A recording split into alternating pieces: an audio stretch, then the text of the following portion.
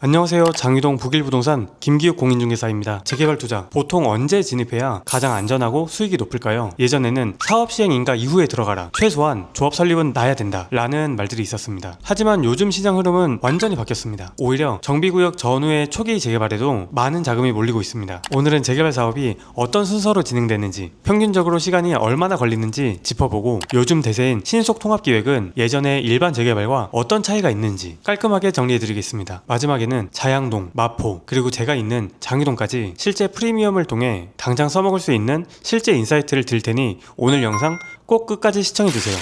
재개발 사업은 낡은 주택을 새 아파트로 바꾸는 거대한 프로젝트입니다. 평균적으로 10년에서 15년이 걸리는 긴 호흡이 필요한데요. 크게 6개 단계로 나눠볼 수가 있습니다. 첫 번째, 기본계획 수립 및 정비구역 지정. 이거는 1년에서 3년 정도가 소요되고요. 사업의 밑그림을 그리는 단계입니다. 구역이 지정되면 정비 예정지에서 재개발 구역이라는 공식적인 타이틀을 얻게 됩니다. 두 번째, 추진위원회 승인 및 조합 설립 인가. 이거는 1년에서 2년 정도가 소요됩니다. 주민들의 의견을 모아서 조합을 설립하는 단계인데 동의율 75%를 채우는 것이 핵심입니다. 세 번째, 사업 시행 인가입니다. 이거는 2년에서 3년 정도가 소요됩니다. 건축 규모, 세대수 등 구체적인 설계도가 확정되는 단계입니다. 각종 심의를 통과해야 돼서 시간이 꽤 걸립니다. 과거 투자자들이 가장 선호하던 진입 타이밍이기도 하죠. 네 번째, 관리처분 인가입니다. 이거는 1에서 2년 정도가 소요됩니다. 조합원들의 분담금이 정해지고 내 종전 자산 가치를 평가받는 단계입니다. 사실상 구부 능선을 넘었다고 보시면 됩니다. 다섯 번째, 이주 및 철거입니다. 이것도 1년에서 2년 정도가 소요됩니다. 원주민들이 이사가고 낡은 집을 부수는 단계입니다.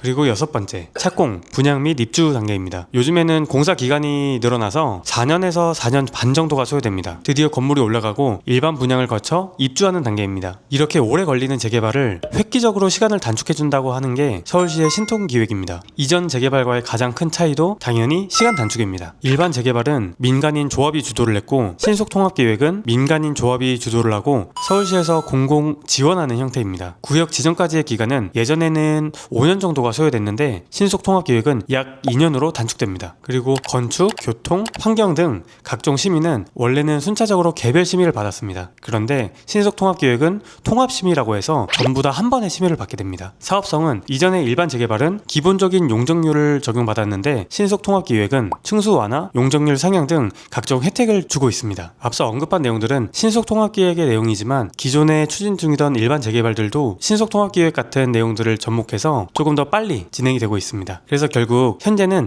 서울시가 재개발을 빠르게 밀어주고 추진을 시키고 있다고 보시면 될 것 같습니다. 자, 이제 가장 돈 되는 이야기를 해보겠습니다. 앞서 말씀드린 것처럼 예전에는 리스크를 줄이기 위해서 어느 정도 단계가 진척된 사업장들을 많이 투자했었습니다. 하지만 지금은 트렌드가 많이 바뀌었습니다. 초기 단계인 구역 지정 전후를 노리는 투자자들이 많은데 실제 현장 사례를 볼까요? 가장 핫한 곳은 자양동, 광진사동 A구역이죠. 정비구역 지정 전후를 봤을 때 10억 이상 올랐습니다. 마포의 역세권 시프트 구역들도 있는데요. 여기는 아직 정비구역 지정 전인 정비 예정지인데 이미 프리미엄이 2억대입니다. 그리고 제 사무실에 있는 장위동도 마찬가지인데요. 역세권 시프트 구역인 장위 11구역은 정비구역 지정이 된 단계인데 P가 2억대입니다. 아직 구역 지정 전이고 정비구역 지정을 위한 공람 공고 중인 장위 13구역은 P가 1억 5천에서 2억대입니다. 초기임에도 불구하고 억 단위의 프리미엄이 형성된 이유는 명확합니다. 새 아파트에 대한 열망은 큰데 서울 요지의 번듯한 신축 아파트는 가격이 너무 올라서 대체제를 찾기 때문입니다. 결론을 짚어드리겠습니다. 재개발 투자에서